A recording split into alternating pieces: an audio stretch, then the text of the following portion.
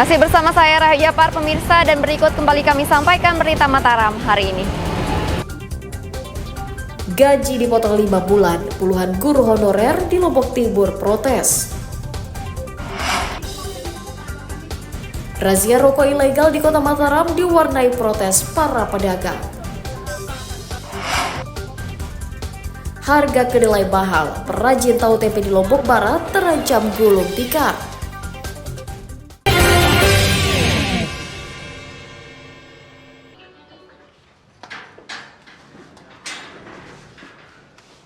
Pemuda berinisial ITK alias Badut diringkus Satuan Reserse Kriminal Polsek Sendubaya karena diduga mencuri alat musik tradisional di sebuah sekolah di Kecamatan Cakranegara. Tersangka ditangkap di rumahnya atas laporan pihak sekolah yang kehilangan gendang kulit yang biasa digunakan pada mata pelajaran kesenian. Setelah memeriksa sejumlah saksi, polisi membekuk tersangka dan menyita sebuah gendang kulit sebagai barang bukti kejahatan. Badut tergiur mencuri saat melihat gudang tempat penyimpanan alat musik sekolah tidak ditutup. Tersangka lewat, ngelihat pintu terbuka, kemudian mampir nengok, masuk ke dalam dan melihat gendang dan kemudian mengambilnya. Makanya kita kenakan 362 karena tidak ada yang dirusak. Kalau ada yang rusak, curat. Kasus sebelumnya dia curat, yaitu pencurian molen. Tapi sekarang kita pencurian biasa. Tersangka mengaku nekat mencuri gendang, kemudian dijual Rp200.000 untuk modal berjudi online. Dijual berapa? Dijual itu dikasih saya upah cuma 80.000. 200 apa? 230. Dijualnya 200. Uangnya untuk apa? Saya belanja waktu itu. Belanja apa? Belanja beli jajan. Jajan. Terus kenapa mencuri lagi? Oh kemarin keluar terakhir tahun berapa? Tahun 2022. Keluar? Ya. Berapa lama ponis kemarin? 1 tahun 6 bulan. 1 tahun setengah. Atas ulahnya, tersangka dijerat pasal 362 KUHP tentang pencurian dengan ancaman hukuman minimal 5 tahun penjara. Awaludin dari Kota Mataram melaporkan.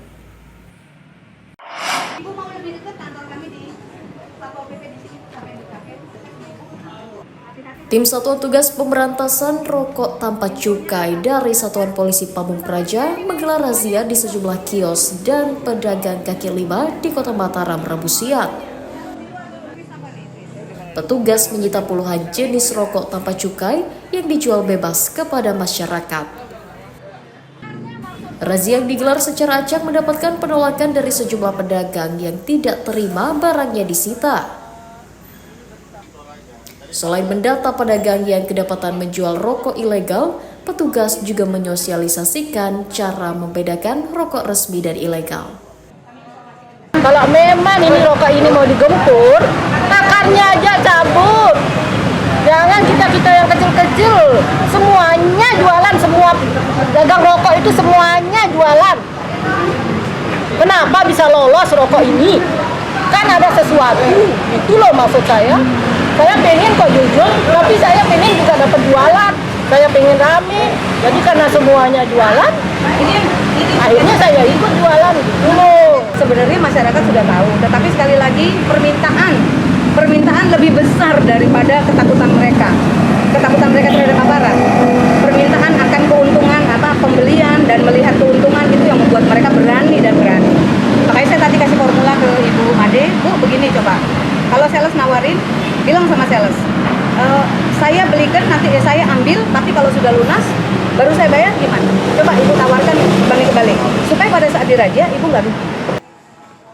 Dalam operasi yang digelar selama 5 bulan terakhir, Satgas bersama pihak Bea Cukai Mataram telah menyita sebanyak 6 ton rokok ilegal yang berpotensi merugikan negara hingga puluhan miliar rupiah. Dari Kota Mataram, Emi Kusuma melaporkan.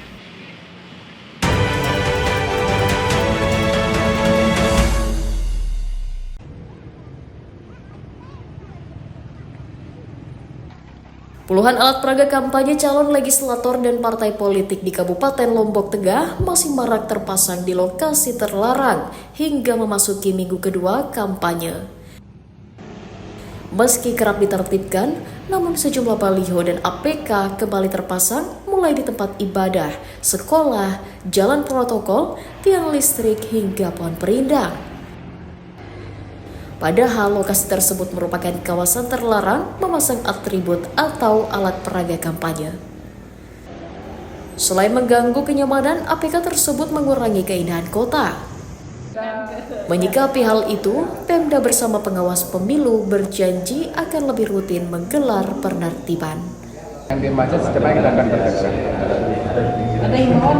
Ya, kita menghimbau kepada semua untuk bisa komitmen terhadap kesepakatan yang sudah kita buat bersama. Supaya apa? Supaya tercipta pertama kota Peraya ini yang indah, yang tertib kan. Calon legislator dan partai politik diharapkan turut menjaga kenyamanan masyarakat dengan tidak memasang alat peraga kampanye sembarangan di lokasi yang mengganggu ketertiban umum. Lukmanul Hakim melaporkan dari Kabupaten Lombok Tengah.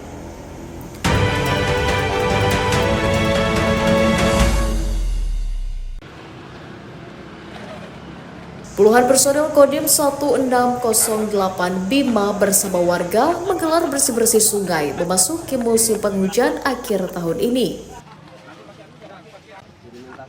Warga bersama TNI bergotong royong menyingkirkan sampah dari sungai dan drainase untuk mencegah banjir yang rutin terjadi setiap tahun.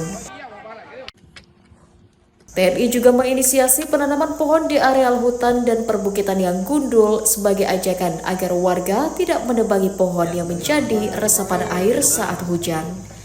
Hal itu dilakukan TNI untuk meningkatkan kepedulian warga terhadap lingkungannya dan meminimalisir risiko banjir. Kegiatan hari ini adalah merupakan kegiatan lanjutan daripada kegiatan karya bakti. Kita sudah melaksanakan kegiatan pembersihan saluran air, kemudian penanaman pohon, dan hari ini kita melaksanakan bersih-bersih daripada lingkungan pasar. Selaras dengan yang disampaikan Pak Wali Kota bahwa kita terus mendukung apapun program pemerintah daerah, utamanya kita membersihkan wilayah daripada pasar ini hari ini. Untuk apa? Untuk kita mencegah daripada sudah memasuki musim hujan, kita menghindari bahaya banjir, kemudian timbulnya penyakit-penyakit. TNI berharap warga tidak membuang sampah sembarangan dan turut menjaga kelestarian hutan untuk mencegah banjir yang merusak infrastruktur dan ratusan rumah setiap tahunnya. Dari Kota Bima, Emi Kusuma melaporkan.